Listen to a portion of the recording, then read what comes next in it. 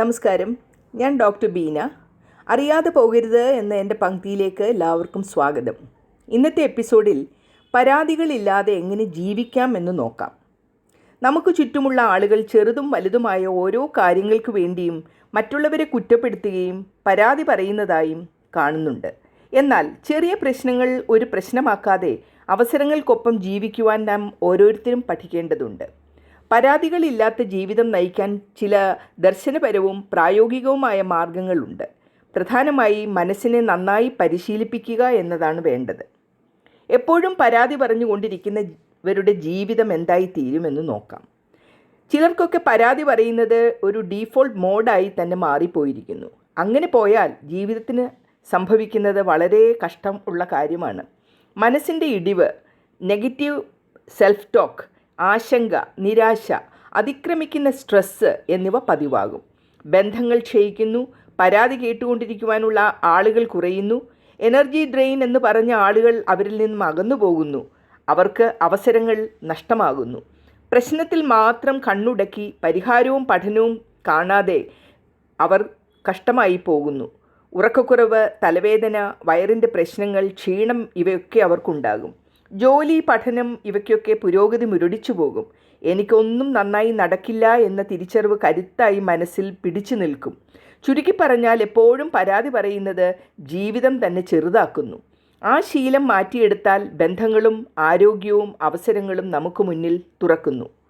എങ്ങനെ നാം ജീവിതത്തിൽ ഈ പ്രശ്നങ്ങളെ നേരിടണം എന്ന് നോക്കാം. എല്ലാ സാഹചര്യങ്ങളും ഒരുപോലെ നന്നായിരിക്കും എന്ന് ആരും പ്രതീക്ഷിക്കേണ്ട.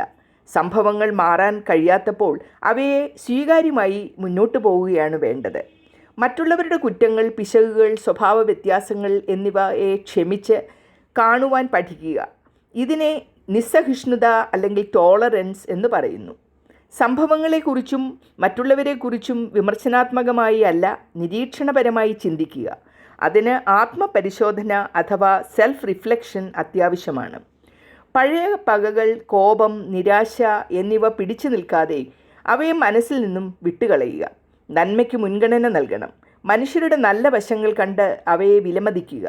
പ്രശ്നങ്ങളിലല്ല, പരിഹാരങ്ങളിൽ ശ്രദ്ധ കേന്ദ്രീകരിക്കുക. കോപം, ദുഃഖം, നിരാശ എന്നിവയോടുള്ള വികാരപരമായ പ്രതികരണം നിയന്ത്രിച്ച് ശാന്തമായ രീതിയിൽ പ്രതികരിക്കുക. ഈ മനോഭാവം ഒരു ദിവസം കൊണ്ട് വരാനാകില്ല. ചെറിയ കാര്യങ്ങളിൽ നിന്ന് ആരംഭിച്ച് സജീവമായ അഭ്യാസവും നടത്തേണ്ടതാണ്. സൂക്ഷ്മമായി പറയുമ്പോൾ പരിഭവം കുറയ്ക്കാൻ പറ്റുന്ന ഏറ്റവും പ്രധാനപ്പെട്ട മാർഗം സ്വയം ഉള്ളിലേക്ക് നോക്കാൻ പഠിക്കുക എന്നതും മറ്റുള്ളവരെ നിയന്ത്രിക്കാൻ ശ്രമിക്കാതിരിക്കുക എന്നതുമാണ്. അതുകൊണ്ട് പരിഭവരഹിത ജീവിതം നയിക്കാൻ ആവശ്യമായത് മനസ്സിൻ്റെ സ്ഥിരതയും ധൈര്യവും ആണ്. ധാരാളം ജീവിതാനുഭവങ്ങൾ ഉള്ളൊരു വ്യക്തി എന്ന നിലയിൽ എപ്പോഴും പരാതികൾ പറഞ്ഞു മുന്നോട്ട് പോകുന്നതും എത്രമാത്രം അപലപിക്കപ്പെടേണ്ട ഒരു കാര്യമാണെന്നും അത് വ്യക്തിജീവിതത്തെയും സമൂഹത്തെയും എങ്ങനെ ബാധിക്കുന്നു എന്നും പല സന്ദർഭങ്ങളിൽ കൂടിയും എനിക്ക് കാണാൻ ഇടവന്നിട്ടുണ്ട്. അതിൻ്റെ അടിസ്ഥാനത്തിലാണ് ഞാൻ നിങ്ങളോട് ഇതൊക്കെ പങ്കിടുന്നത്. അടുത്ത എപ്പിസോഡിൽ കാണുന്നതുവരെയും നന്ദി, നമസ്കാരം.